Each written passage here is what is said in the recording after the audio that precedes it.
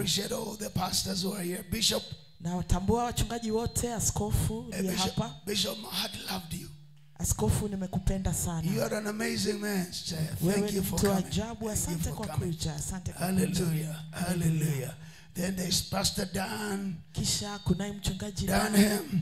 Dan. Oh, Kericho does not know that they have been visited by Danham, the great worshipper in this country. Kericho hajui ametembelewa na Dan mwabudu mkuu katika nchi hii. Danham, the man that is on every TV station. Ambaye yuko katika station zote za TV. He is in this place. Yuko mali hapa. Hallelujah. Hallelujah. I won't forget the apostle from Nakuru. Na sitasahau mtume kutoka Nakuru. God bless you, sir. God bless you. Mungu akubariki mno. Oh, miela. Miela. Oh, we love you. Tunakupenda. Did we miela today? The people leo tulicheza? We need to miela again tonight. Tunahitaji kucheza jioni ya leo. Hallelujah. Hallelujah. Pick up your Bibles as you stand up in the presence of God. Chukua Biblia yako tukiwa tumesimama sote katika uwepo wake Mungu. I will tell you something, Kericho. I'm enjoying to be here. Wacha niwaambie kitu, Kericho, nafurahi sana kuwa hapa. I'm enjoying to talk to you. Nafurahi sana kuzungumza nanyi. I want to appreciate all my friends that are on the field, sleeping down there and feeling good. Nataka nitambue rafiki zangu wote mlio pale uwanjani, mmelala pale mnajisikia vizuri. And some of you seated there, thank you for coming to listen. Wale ambao mmeketi pale, asanteni kwa kuja kusikiza. When I am done, just stay there. When I'm done, I will call you. Weka tu hapo, nikimaliza nitawaita. And you will come down here and I will pray for you for a blessing. Alafu mtateremka hapa, nitawaombea baraka. In the name of Jesus Katika Christ. jina la Yesu Kristo. Let me go back to my scripture for yesterday. Na wacha nirudi katika andiko langu la hapo jana. Matthew 18. Mathayo sura ya 18. And verse 7. Aya ya 7. We can't even finish today. Might be we'll have to revisit again tomorrow. Hata leo hatutaimaliza, labda tutaitembelea tena kesho. Hallelujah. Hallelujah. Who unto the world because of offenses. For it must need be that offenses come, but a hurry to the man by whom the offense cometh.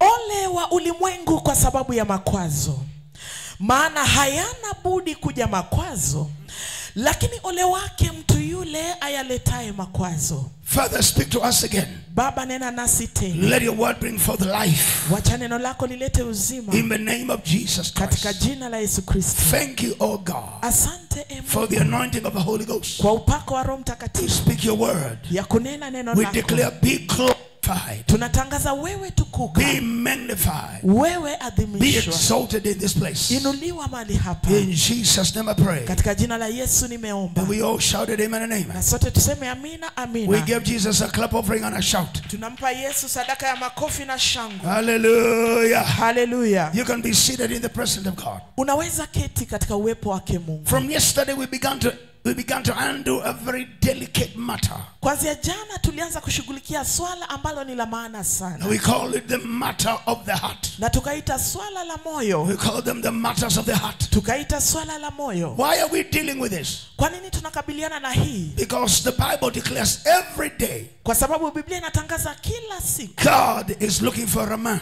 Mungu anatafuta mtu. Which means God is looking for a heart. Ambayo inamaanisha Mungu anatafuta moyo. I want to tell you why God is looking for a heart. Nataka nikwambie kwa nini Mungu anatafuta moyo. Because the heavens, maana mbingu, when eternity wants to transact with the realms of time and space, milele inapotaka kufanya shughuli na nyanja wakati na nafasi, God looks for a heart. Mungu hutafuta moyo. Because the heart of man maana moyo wa is the mwanadamu transaction of platform of God. ndio jukwaa ambayo Mungu anafanyia shughuli zake. This is where God transacts his purpose and agenda. Hapa ndio Mungu anafanyia kusudi lake na agenda That's yake. why the heart of man is so important before God. Na ndio maana moyo wa mwanadamu ni muhimu sana mbele za No wonder Mungu. the Bible says Na ndio maana Biblia inasema that you must watch over your heart ya kwamba lazima ulinde moyo wako more than anything else you watch it. zaidi ya kila kitu Because unacholinda. out of it flows the issues of life. Maana kutoka pale kunatiririka masuala ya uzima. Hallelujah. Hallelujah. I am speaking about winning the battle of your destiny in Christ. Nazungumzia kuhusu kushinda vita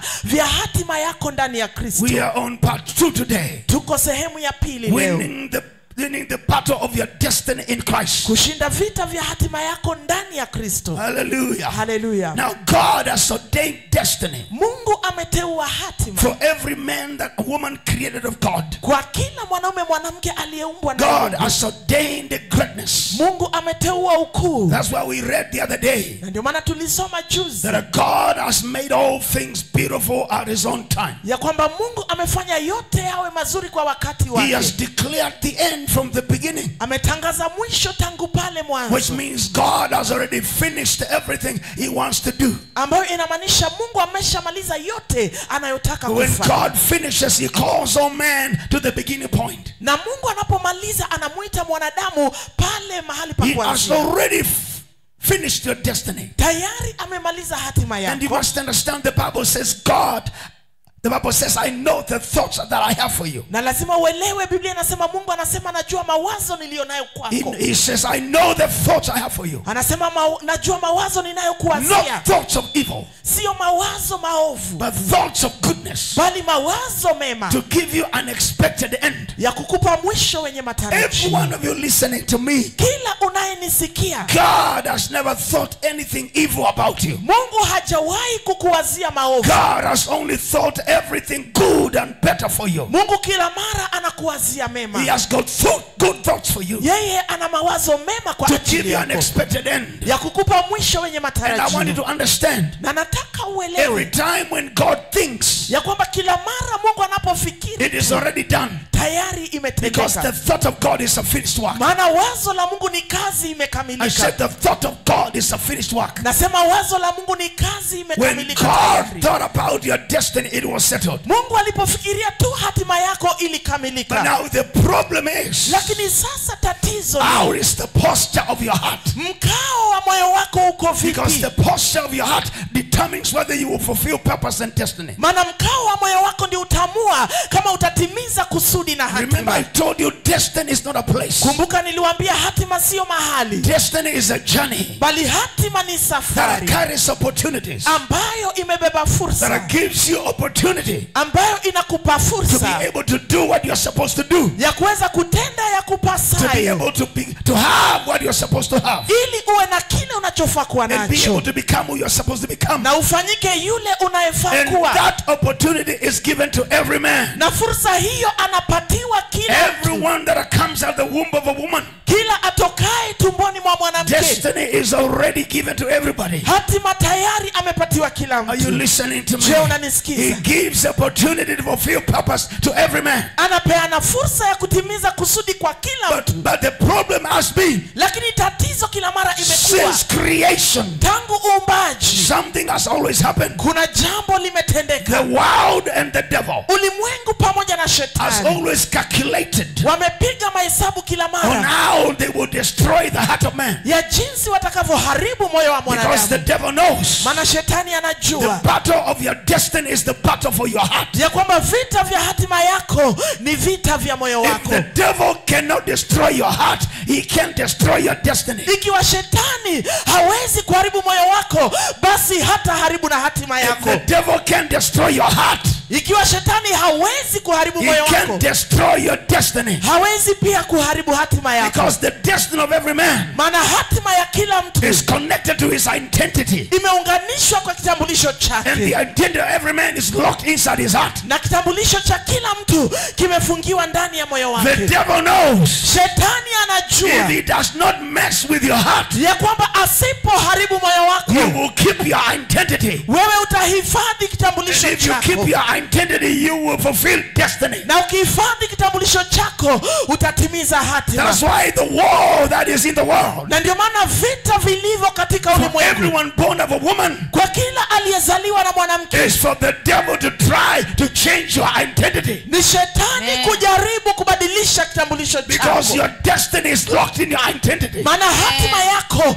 imefungiwa ndani ya kitambulisho chako. And if he can destroy your identity, na ikiwa ataharibu kitambulisho chako, he will stop you from getting to your destiny. Atakuzuia kufikia hatima yako. How does the devil do that? Shetani anafanyaje hayo? He does that by destruction of hearts of men. Anafanya hayo kwa uharibifu wa mioyo ya wanadamu. Because if your heart is destroyed, maana moyo wako ukiharibiwa, he changes you to become someone else. anakubadilisha unakuwa mtu mwingine. Oh my God.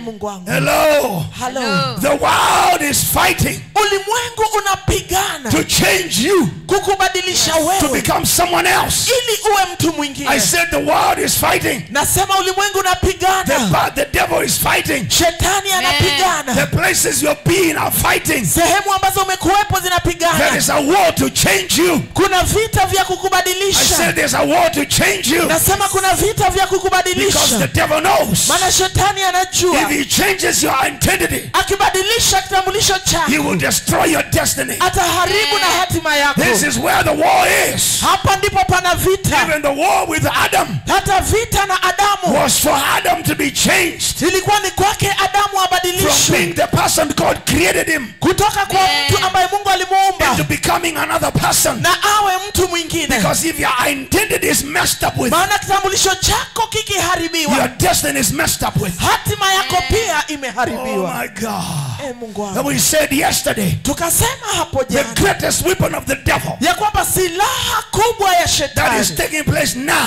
ambayo inatumika God sasa, gave me a revelation Mungu alinipa ufunuo that there are two spirits ya kwamba kuna maroho that mawili have been released from hell. ambazo zimeachiliwa kutoka They kuzimu. are out to destroy individuals, Ziko pale kuharibu mtu kibinafsi, destroy families, kuharibu familia, destroy the church, kuharibu kanisa, destroy the nations. kuharibu na mataifa. And those two spirits Roho hizo mbili are a spirit of deception and a spirit of offense. ni roho ya udanganyifu na roho ya makwazo. Oh my God.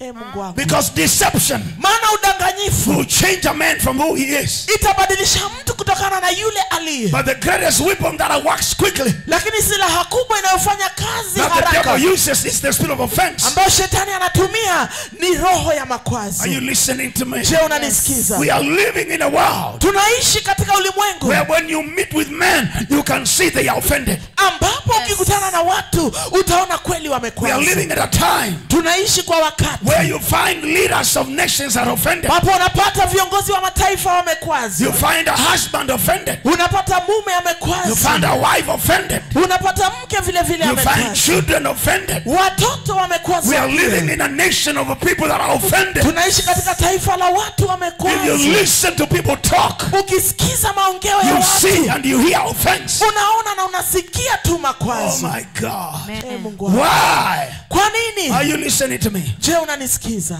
How does offense come? Makwazo yanakujaje? Offense comes Makwazo huja by words spoken, kwa maneno yaliyonenwa or words assumed to be spoken. ama maneno ambayo yanadhaniwa yamenenwa. Hello? Hello. Hello? Hello. That's what the Bible says. Na ndio maana Biblia inasema The power of life nguvu ya uzima and death is in your tongue. na kifo ni katika ulimi wako. Because the tongue is a small thing. Maana ulimi ni kiungo But the kidogo, Bible declares lakini Biblia it inatangaza sets the world and the body into fire. ya kwamba inawakisha mwili na ulimwengu moto. My God. Mungu wangu. Hello? Hello. So most of offenses, Kwa hivyo makwazo mengi they come by words spoken, yanatokana na maneno by yaliyonenwa words assumed to have been spoken. na maneno ambayo yanadhaniwa yalinenwa. Have you ever asked yourself a question? Je, umewahi kujiuliza That when swali people speak good about you, nobody will tell you. ya kwamba watu wanapokuzungumza vizuri hakuna mtu atakwambia, But when people say anything bad about you, the report must reach you. lakini wakikusema vibaya lazima utaambiwa. Have you ever asked yourself, Je, umewahi why jiuliza is it when you are doing everything good, no one speaks? kwa nini wakati unafanya mazuri hakuna mtu anaongea Until you do a mistake. mpaka ufanye makosa? What is this? Ni nini hichi? Hello? Hello. Why is it when people are saying how good you are, when people see how good you are, they can't talk about it? Kwa nini watu wanapoona ulivyo mzuri hawaizungumzii? When people talk about how good you are, nobody will report to you. Wakati watu wanazungumza mazuri yako hakuna wa kukuletea habari. But when your friend says any one single word against you, it is reported the same day. Lakini rafiki yako akisema neno moja kinyume chako utaipokea hiyo siku. If that family says anything bad about you, it is reported the same day. Hiyo familia ikikusema vibaya, hiyo siku lazima utafikiwa. If the MP of that area says something bad, it is reported everywhere. Ikiwa mbunge wa eneo fulani akisema kitu moja mbaya, hiyo inaenea kila mahali. That's why even when you watch the TV, Na ndio maana hata ukiangalia television, you see every information is a strategy for offense. unaona kila habari ni mbinu ya makwazo. Why? Kwa nini? Because the devil knows. Maana shetani anajua If I can bring offense, nikiweza kuleta makwazo. offense is an instrument of destruction. Makwazo ni chombo cha uharibifu. Offense is an instrument of destruction. Makwazo ni chombo cha uharibifu. Hallelujah. Hallelujah. Are you listening to me? Je, unanisikiza? Offense Makwazo is an instrument of destruction. ni chombo cha uharibifu. What does offense bring? Makwazo yanaleta nini? Offense brings what we call the bondage of offense. Makwazo yanaleta kifungo cha Now makwazo. slap your neighbor. The problem is not the offense. Kifungo sio The makwazo. problem is the bondage it brings. Tatizo sio makwazo, ni kile kifungo ambacho kinaleta. Hallelujah. Hallelujah. Hallelujah. Hallelujah. Are you listening to me? Je, unanisikiza? Are you listening to me? Unanisikiza? Hello. Hello. And offense Na makwazo comes yanakuja sometimes wakati mwingine because of losses. kwa sababu ya kupoteza.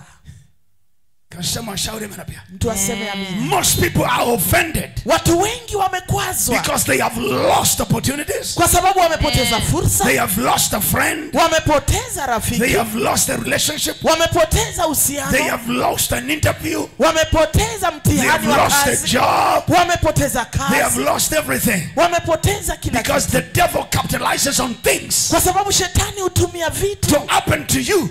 ambazo We zinakutendekea. call them events and eventualities. Tunaziita vitu na matukio. Things you did not ask. Vitu ambazo haukuuliza. Things you did not do anything wrong. Vitu ambazo hakuna makosa But they ulifanya. just find you. Lakini zinakupata They tu. just find you. Zinakupata They tu. just find you. Zinakupata tu. Things. Vitu. Things. Vitu. I said things. Nasema vitu. Things. Vitu. Just find you. Zinakupata tu. You didn't do anything wrong. Wewe haukufanya You makosa did not go yote. anywhere wrong. Haukuenda mahali pasipo But you are sahihi. caught up with events and eventualities. Lakini unakumbana tu na vitu na matukio. Why? Kwa nini? Because the world and the devil Maana ulimwengu na shetani calculates moments, wanapiga hesabu ya nyakati calculates ways na njia to bring you the place ya kukuweka of mahali the bondage of loss and the bondage of offense. mahali pa utumwa wa kupoteza na utumwa wa Because the makwazo. bondage of offense, Maana utumwa wa the makwazo, bondage of loss utumwa wa kupoteza is the same bondage. ni utumwa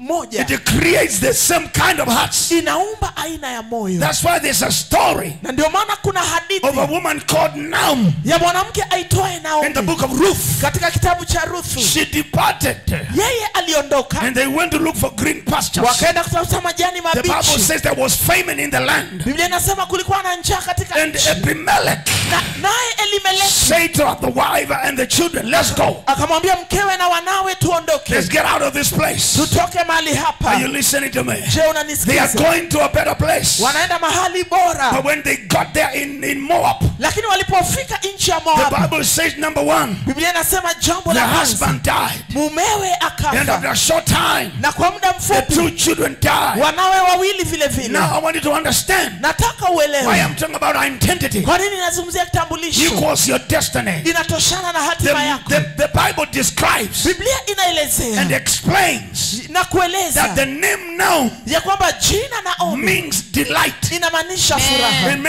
It means joyful. inamaanisha wa She kufurahi. is born as a delight. Amezaliwa kama mtu wa Our furaha. destiny,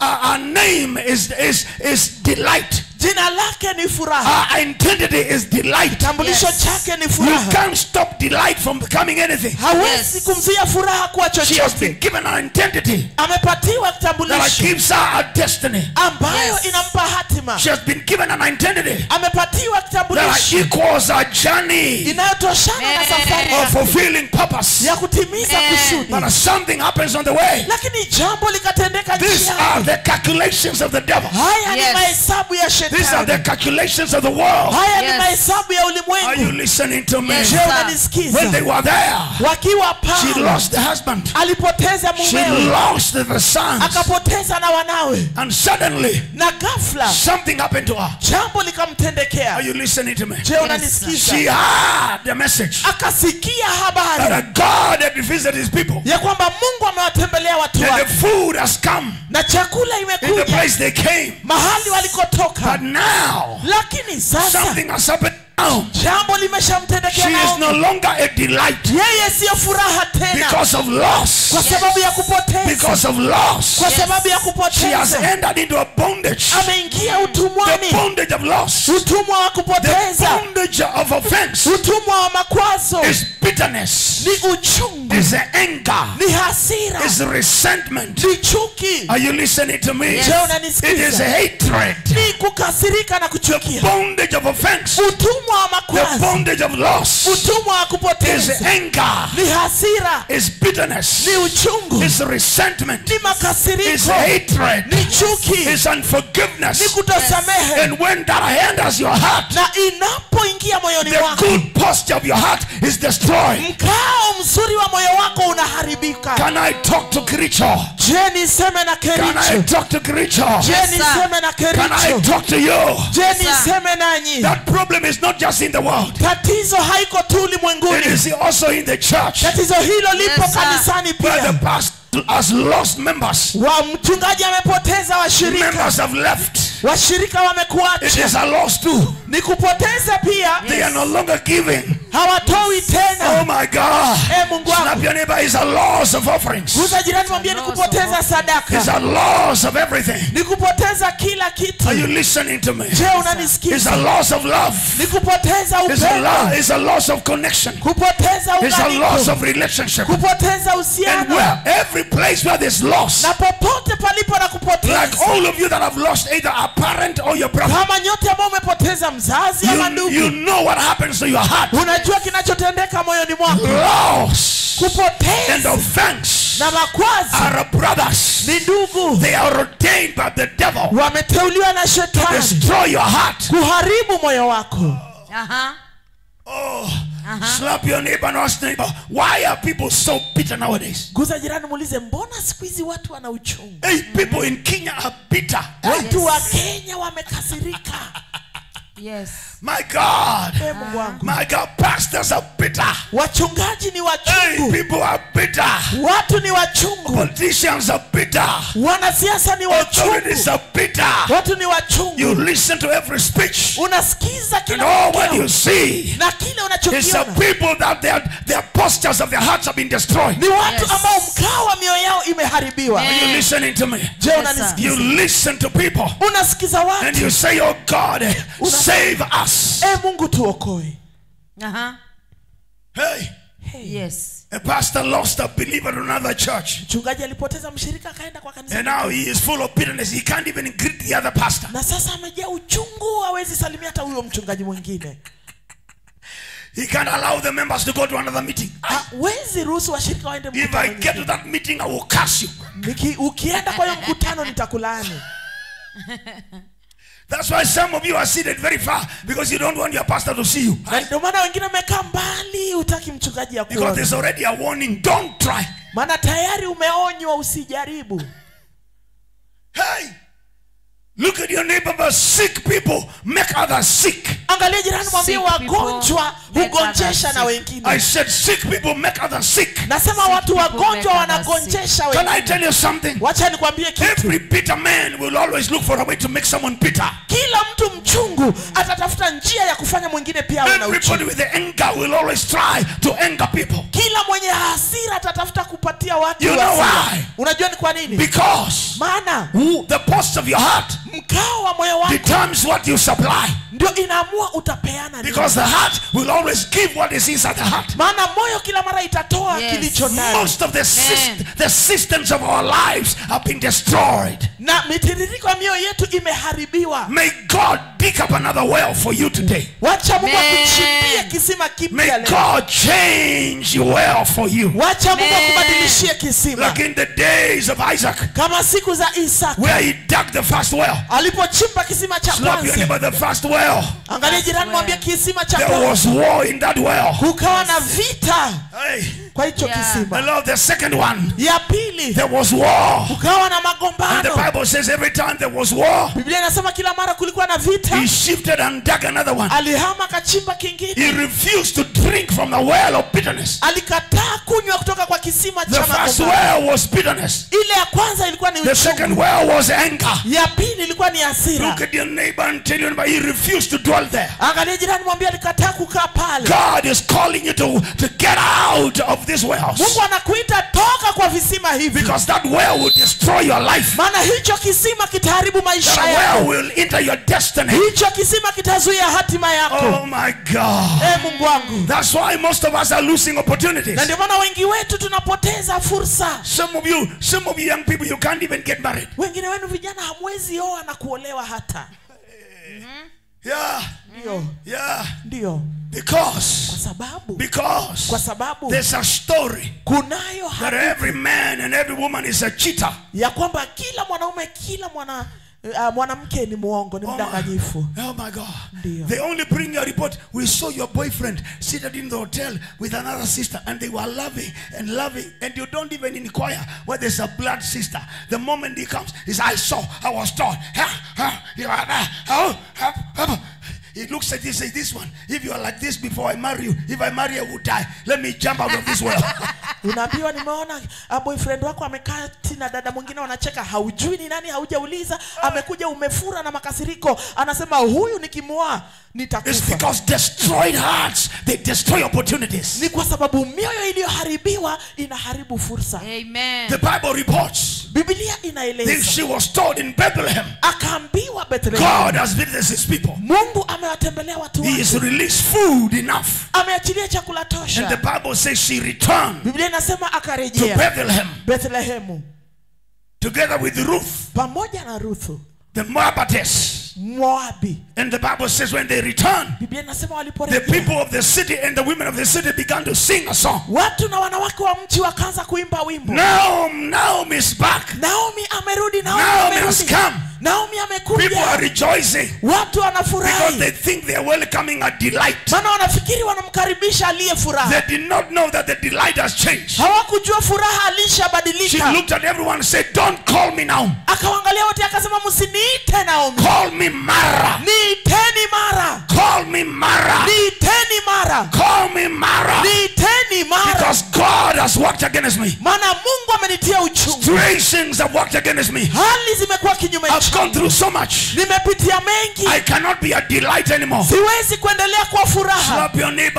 Offenses can change you. Guza jirani mwambie makwazo When your yatakubadilisha. identity is changed, Wakati kitambulisho chako your kimebadilika, opportunities are lost. fursa zako Your zinapotea. opportunities are lost. Fursa zako Who zinapotea. you're supposed to become Yule uliyefaa is easily kufanyika taken away. inaondolewa kwa urahisi. God is calling for us. Mungu anatuita. Because the only way Maana njia you can be pekee helped ya kuweza is the kusaidika change of your heart. ni kubadilishiwa moyo. Is the change of your heart. Ni mbadiliko wa Is moyo. the change of your heart. Ni mbadiliko wa moyo. And God is every one of Na us. Mungu anaita kila mmoja God wetu. is calling every one of us. Mungu anaita kila mmoja At wetu. a time like this, Wakati kama huu where every human being is becoming bitter, ambapo kila mwanadamu anakuwa na where uchungu, every human being has lost something, ambapo kila mwanadamu amepoteza, where everyone has been offended, ambapo kila mtu amekuwa, God is calling us Mungu anatuita to watch over our hearts, tulinde mioyo yetu. because out of them flows the issues of life. Maana kutoka mle kunatiririka He maswala ya is uzima. calling you Mungu to anakuita check the posture of your heart. uangalie mkao wa moyo wako. Is the devil changing you? Je, shetani Is the anakubadilisha? world changing you? Je,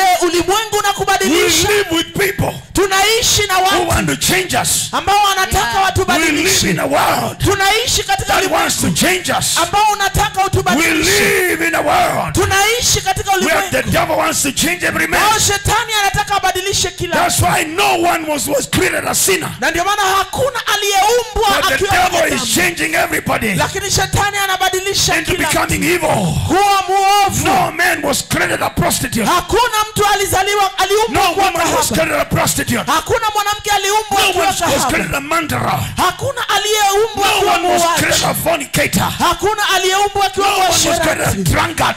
Hakuna aliyeumbwa kuwa But the devil mlevi. is doing everything Lakini shetani anafanya to kila change kitu. your identity. Abadilishe kitambulisho Because if chako. your identity is changed, Maana kitambulisho chako your kikibadilishwa, destiny is changed. hatima yako The imebadilika. devil is working to change you. Shetani anafanya And kubadilisha. that's why God, Na ndio maana Mungu in his own wisdom, kwa hekima he yake sent Jesus, alimtuma the Yesu restorer of the identities of human beings. na arejesha kitambulisho cha wanadamu. There's only one man Kuna mtu mmoja who can pekee restore your identity. ambaye atarejesha kitambulisho There's only chako. one man Kuna mtu who mmoja can heal pekee your soul. ambaye anaweza ponya There's nafsi only one yako. man Kuna mtu who mmoja can heal pekee your heart. anaweza ponya moyo There's wako. only one man Kuna mtu mmoja who can pekee restore your identity. ambaye atarejesha kitambulisho chako. Oh, his name is Jesus. Jina lake ni Yesu. His name is Jesus. Jina lake ni The Yesu. Bible says he's the only one anointed Biblia inasema ni yeye pekee to amepakwa heal the broken hearts. kuponya mioyo He's the only one iliyovunjika. anointed Ni to yeye pekee heal the amepakwa bruises of your heart. kuponya majeraha ya moyo He's the only wako. one anointed Ni yeye pekee to heal the amepakwa wounds of your events. kuponya majeraha ya He's the matukio only one yako. anointed Ni yeye pekee to amepakwa take away the pain. kuondoa The uchungu. Bible declares, Biblia inatangaza surely he hakika has borne our grief. amechukua masikitiko Surely yetu. he Hakika has taken our sorrows. amechukua huzuni yetu. Surely he Hakika has borne our pain. amechukua uchungu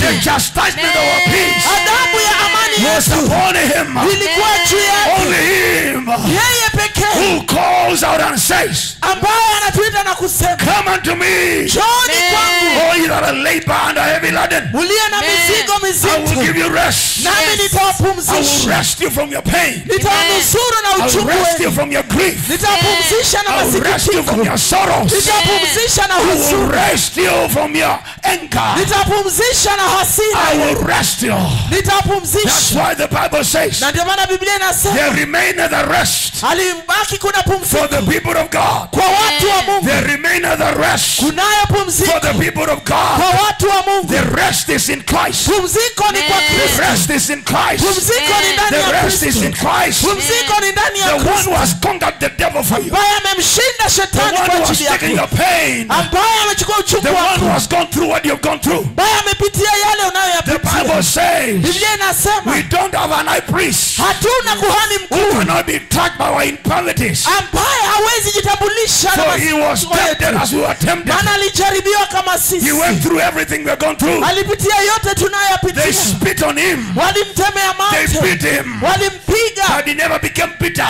lakini hakuwa na He uchungu. always declares, Father, forgive them. Yeye alisema, Baba For wasamehe, they do not know what they are doing. maana hawajui wafanyalo. He overcame bitterness. Alishinda He uchungu, overcame anger. alishinda He hasira, overcame everything. alishinda He kila kitu, overcame the grief. alishinda He overcame masikitiko, the sorrows. alishinda He huzuni, knelt them at the cross. aliziangika msalabani. Kwa nini? That he may restore the soul. Ili arejeshe nafsi, That he may restore your sick soul. ili arejeshe nafsi yako yenye People ugonjwa. that the postures of the hearts have been changed. Watu ambao mkao wa mioyo yao imebadilishwa.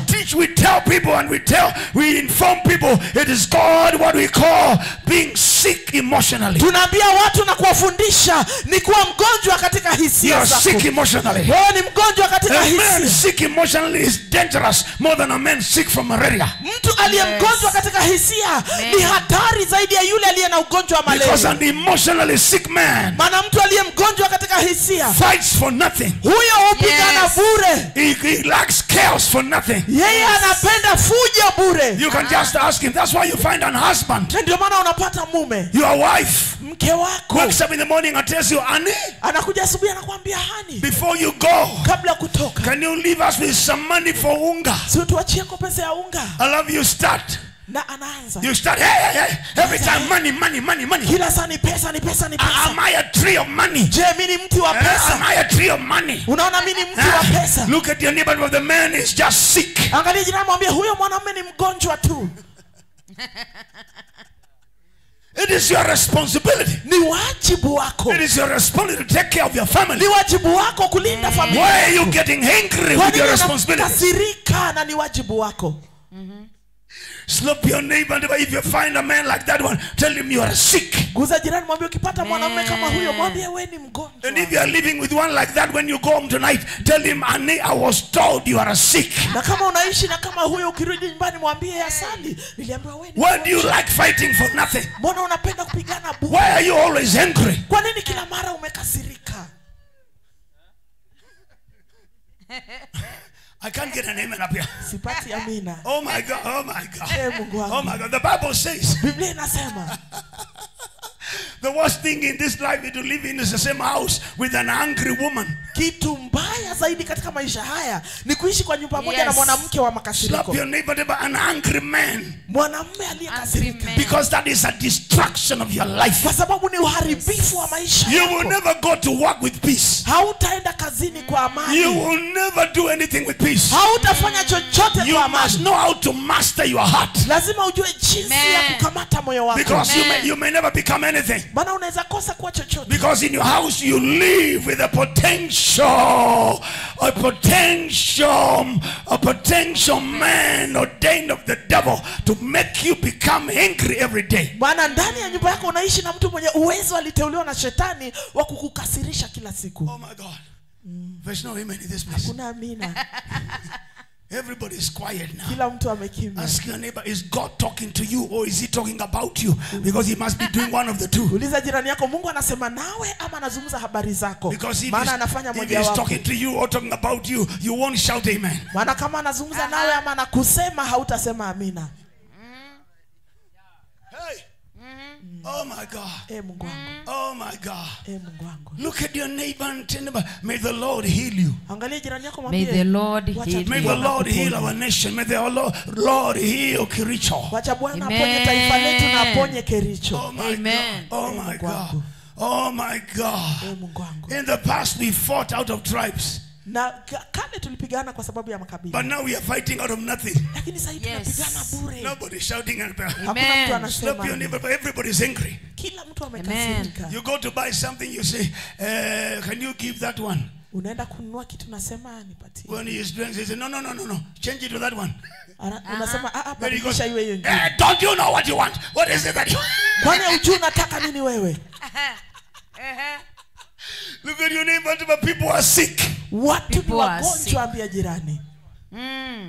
Why are you so angry for nothing? Kwa nini unakasirika? What tu is bure? this thing that I changed you? Ni nini hii You hukubadilisha? used to be a cool, loving man. Ulikuwa mwanaume mwenye ume. You used to be a tulia cherishing unapenda. person. Wewe ni mtu ulikuwa unapenda. What happened to you? Nini You used to ilikufanyikia? love people. Ulikuwa You unapenda used to watu. be involved in everything. Ulikuwa unahusika kwa kila Slap kitu. your neighbor and tell them about wounded people run away from everything. Ambia jirani yako, Wounded watu wenye people run majeraha away from wanatoroka everything. vitu. They run away from every responsibility. Wanatoroka majukumu. People that have been, their identity has been messed up with. Watu ambao utambulisho yao They imeharibiwa. run away from everything. Wanatoroka kila That's kitu. why believers are running away from church. Na ndio maana unapata waumini They are running away from kanisa. responsibility. Wanatoroka majukumu They are running yao. away from taking responsibility in the house of God. Wanatoroka kujukumika katika They are nyumba ya running Mungu. away even from giving. Wanatoroka hata It's kutoa. because people are sick. Ni kwa sababu watu ni wagonjwa. When we all get healed, Tukiponywa we sote will come together and dance together. tutakuja pamoja na We tucheze will say, my pamoja. brother, what is your problem? Can I help Utasema, you? ndugu yangu, tatizo lako ni lipi nikusaidie?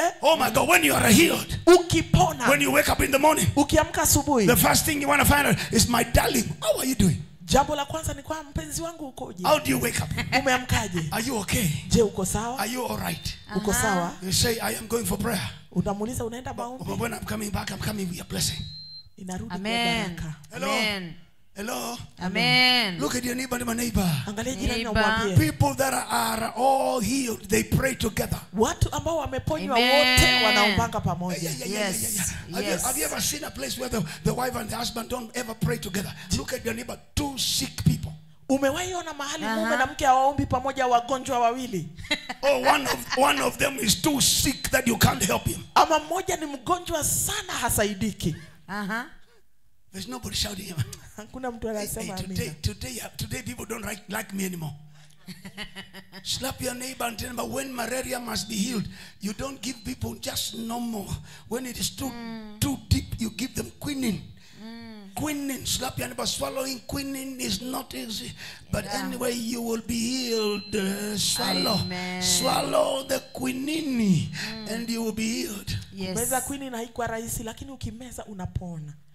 Meza na upone. Most of us seated here, we need a healing. Wengi wetu tumekaa hapa tunahitaji uponyaji. Everybody seated there, you need a healing. Wale ambao wameketi kule unahitaji uponyaji. Oh my God. Mungu Oh wangu. my God. Mungu wangu. Someone that has got an emotional sickness never does anything right. Mtu aliye na ugonjwa wa kihisia hafanyi chochote sahihi. Because every time Maana kila mara he's doing everything suspecting everybody. anafanya vitu akishukushuku. Slap your neighbor. He does not trust anyone. Aamini mtu yeyote. That's why everyone is a suspect. Na ndio maana kila mtu kwake ni mshukiwa.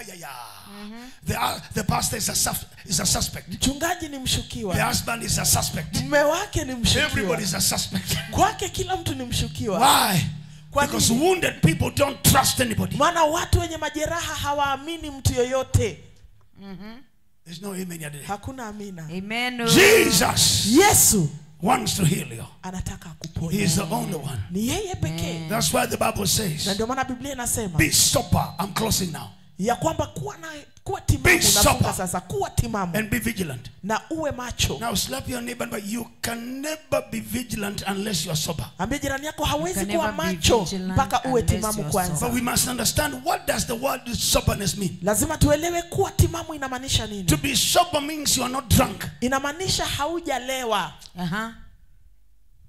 To be sober Kuwa timamu means that you are not intoxicated by anything. inamaanisha ndani yako hakuna kileo chochote. Hello? Yes. And God said to me one day, son, Na Mungu akaniambia siku moja, you don't mwanangu, have to be drunk with wine. wewe sio lazima ulewe na kinywaji. You can be drunk with anger. Unaweza leweshwa na Yes. You hasira. can be drunk with bitterness. Unaweza Yes. kuwa umelewa You can be uchungu. drunk with the resentment. Unaweza Yes. kuwa umelewa You can be makasiriko. drunk with the hatred. Umelewa Yes. chuki Until you are drunk. mpaka uwe And umelewa. everyone that is drunk Na kila aliye mlevi can never be sober. hawezi kuwa Amen. timamu. The devil uses. Shetani I hutumia. was teaching about how the devil controls the lives of the young people. Nilikuwa nafundisha vile shetani udhibiti maisha ya And how the vijana. devil possesses people. Na vile anamiliki watu. I said, Nikasema, that's why in the world, na ndio maana ulimwenguni drugs are on the forefront. madawa yako mbele, mihadarati. Illicit drinks are in the forefront. Pombe haramu iko mbele. Are you listening to me? Je, unanisikiza? Bank and everything that makes people unsober is everywhere. Bangi na kila kileo iko mbele. I want to tell you the truth. Nataka niwaambie ukweli. Everything that makes a human being not sober is not from God. Kila kitu ambacho kinafanya Amen. mtu asiwe timamu haijatoka kwa Mungu. Why? Kwa nini? Because everything that makes you not sober, Maana kila kinachofanya ulewe it causes you to open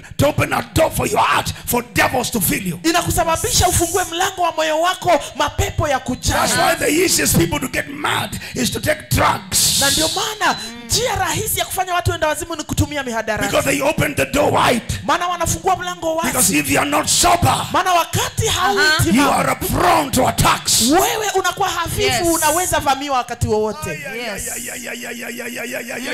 Hello. Hello. Yes. Look at your neighbor. That's why your business is getting finished. Angalia jirani, mwambie ndio maana biashara yako inaishi. Because there's a big door Maana kuna mlango open mkubwa out of anger. ambao umefunguliwa You na are hasira. sick. Wewe ni When mgonjwa. your soul is sick, Wakati nafsi you yako open a big door for the devil unafungua mlango mkubwa kwa to ibilisi come and destroy who you are, kuja kuharibu yule destroy uliye, your finances, kuharibu fedha destroy your zako, marriage, kuharibu ndoa yako, destroy your opportunities, kuharibu fursa zako, destroy everything. kuharibu kila But kitu. look at your neighbor, but then this woman now met with Boaz. Angalia jirani, mwambie huyu mwanamke akakutana na The Boazi. Bible calls him the king man's redeemer. Biblia inamuita Yes. mtu wa jamii aliye Amen. mkombozi. Boaz is a Jesus. Yes. Boazi ni Yesu. Amen. Are you listening to me? Yes. Slap your neighbor. Boaz is a Jesus in place. Mwambie Boazi Boaz ni is a Yesu katika Jesus. We sehemu. call him the king man's redeemer. Tunamuita Amen. mkombozi katika jamii. His work is to redeem what you lost. Kazi yake ni kukomboa kile His work ulichopoteza. is to redeem and restore. Kazi yake ni kukomboa na The kurejesha. person you used to be, Yule uliyekuwa he is awali able today anaweza Amen. hata to leo restore you. kukurejesha. Amen. And the Bible says, Na Biblia within inasema a short time, time, kwa muda mfupi everything that she had lost kila kitu alichopoteza was already restored. kilirejeshwa, The land was restored. shamba The ikarejeshwa, property was restored. mali The ikarejeshwa, wealth was restored. mali ikarejeshwa, Everything she lost was kila restored. alichopoteza Because when you kikarejeshwa. meet the King Man's Maana Redeemer, unapokutana na his mkombozi, name Jesus, jina lake ni he Yesu, did not come for anything else. hakujia kingine He chochote, came to alikuja restore you back to God. kurejesha kwake He Mungu, came to reconcile you with God. alikuja kupatanisha na Mungu. That's why the Bible says, Na ndio maana Biblia by inasema the blood of his cross, kwa damu ya in msalaba wake, Colossians katika 2, he Wakolosai says, 2 anasema by the blood of his cross, kwa damu ya msalaba he has wake reconciled all things. amepatanisha vitu vyote, All things vitu in vyote Christ. ndani ya Kristo. Slap your neighbor, reconciled all things. Ambe jirani yako amepatanisha kila kitu, Reconciled all things. amepatanisha vitu To vyote. reconcile means to harmonize. Kupatanisha kuna maanisha Means to kuleta bring katika into mapatanisho, agreement. kuleta katika Means to makubaliano, bring into union. kuleta katika umoja. Everything that was lost. Kila kilichopotea, Everything that left you. kila kilichokuacha, Everything you used to be. kila ambayo ulikuwa Amen. awali, Left your life. ambayo iliacha Is maisha yako, harmonized with you in Christ. inapatanishwa naye ndani ya Is Kristo, brought into union with you in Christ. inakujia ndani ya That's Kristo. why Brother Paul says Na ndio maana ndugu Paulo in the book of anasema Ephesians, katika in Waefeso, whom we have received our redemption. ambaye kwake yeye tumepokea And when you ukombozi, are redeemed, ambaye kwake yeye umekombolewa, he sealed us with the seal of the Spirit, anakuweka muhuri ya roho, of the Spirit of promise. roho ya And the ahadi. Bible says this Spirit of Biblia promise inasema roho hii ya is ahadi the earnest, ni arabuni, is the guarantee, ni hakikisho, is the pledge ni nadhiri that you will receive ya kwamba utapokea every other redeemed, purchased possession. kila milki yako iliyokombolewa. Because when he redeems you, Maana he does anapokukomboa not leave your stuff with the devil. haachii shetani vitu He vyako, reconciles you with your things. anakupatanisha wewe In na vitu Christ vyako Jesus. ndani ya He He Kristo Yesu, reconciles you with your life. anakupatanisha na In uzima Christ wako Jesus. ndani ya Kristo He Yesu, reconciles you with your peace. anakupatanisha na amani In yako Christ Jesus. ndani ya He Kristo Yesu, reconciles you with your destiny. anakupatanisha na In hatima Christ yako Jesus. ndani ya Kristo It is Yesu. only in Christ Ni ndani ya Yes. Kristo where pekee lives are restored. ndio maisha I yanarejeshwa. want to pray. Amen. Nataka Amen. kuomba. Everybody stand up. Kila mtu simama, Even you. hata ninyi Stand up. simameni, Every one of you. kila mtu. If you know God created you. Ikiwa unajua Mungu alikuumba, If God did not create you, you can continue sitting ikiwa and Mungu sleeping. hakukuumba wewe, endelea kukaa na kulala. But if you know God created you, Lakini kama unajua ni Mungu and alikuumba, that is the God we are preaching right here. huyo ndio Mungu The tunayemhubiri one hapa, who allowed you to wake up today in the morning. aliyekuruhusu leo I said you ukaamka. stand up. You. Nimesema tusimame, ninyi mlio pale, I said you stand up. simameni, simameni. Oh, that sister with the blue is not listening Yule to me. dada amevaa buluu, I said you stand. nasema simama. If you believe God created you. Kama unaamini Mungu alikuumba, If you like mocking preachers, it's okay. lakini kama unapenda kuwadhihaki wahubiri pia ni Remember, sawa. God can never be mocked. Kumbuka Mungu hadhihakiwi Whatsoever kamwe. a man soweth, he shall reap. Chochote ambacho mtu upanda atavuna hicho. I want everyone to move right here. Nataka musonge tu I want karibu. to pray for you. Nataka niwaombee. This is a day of blessing. Hii ni siku ya baraka. This is a day of destiny. Hii ni siku ya hatima This is a day yako. of goodness. Hii ni siku ya wema. I said you walk. I said you come. Njooni, tembea, njoo, njoo. My brother, lead them. Lead them coming. Lead them. Thank you. Waongoze, waongoze waje. Thank you. My sister Asante. with the red cape. Dada ambaye umevaa kofia nyekundu, You see a sister or man, come. Lead them. karibu, njoo. Come, lead them. Lead them. Lead Njoo, them. waongoze ndugu Oh, yetu. my brother seated behind Ndugu there. zangu mmeketi pale nyuma. With the red, with the next with the one with the red. Ukiwa umevaa nyekundu, njooni, Hey, njooni. I'm talking to the guy with the pink. The Nasema guy- nawe umevaa. Come on, come on, come on, come Njoo down. wewe pale. I'm talking to you ladies over there. Nazungumza nanyi kina dada pale. Come down here, we pray with you. Songeni hapa mbele I'm tu. talking to you, the one seated down there. Wewe Oh, umeketi pale nyuma. oh my God. Mungu wangu. Oh my God. Walk, walk. Njoo tu. Walk here, I pray for you. Kuja tu hapa ni kuombea. It's about restoration of destiny. Itahusu rejesho wa hatima. Everybody else in the tent, leave the tent. Wale mlio ndani ya hema, toka kwa I said, hema. when I finish preaching, you leave the tent. Nisema nikimaliza kuhubiri unatoka kwa hema, You unakuja mbele ya hema. occupy this space, this empty space. Unasimama katika sehemu hii. Are you coming for Jesus? Je, umekuja kwa This Yesu? one has already come to get saved. Huyu tayari amekuja She's not kuokoka. waiting. Hangoji. She's saying, I can't lose my destiny. Anasema siwezi poteza I hatima did not say yangu. you go away. I said you come. Sikusema uondoke, nimesema kuja. Nimesema kuja I said tu. come. I said come. Kujeni. Lady, Kujeni. if you would only know. Kama ungejua tu dada. If you would only know. Kama tu ungejua. When I look at you, I can see Nikikuangalia hivi naona. the way everything, nothing of yours is working. Hakuna kila kitu yako inaenda. Everything is rejecting you. Kila kitu kinakukataa. Only Jesus can restore you. Ni Yesu tu anaweza When I look kukurejesha. at you, Nikikuangalia tu hivi. everything of yours is running away from Kila you. kitu chako kinakukimbia. Only Jesus can restore you. Ni Yesu tu anaweza kurejesha. People are coming here for salvation. Watu wanakuja hapa wapate Oh, kuokoka. nobody has called them. They are just coming. Wanakuja tu, hakuna mtu People have anawaita. decided it is either today or none. Watu wameamua ni leo kama sio leo. I want life. I don't want Sasa, death. nataka uzima, sitaki kifo. You know the devil has tried to destroy your life. Unajua shetani amejaribu kuharibu maisha And you are yako. saying today,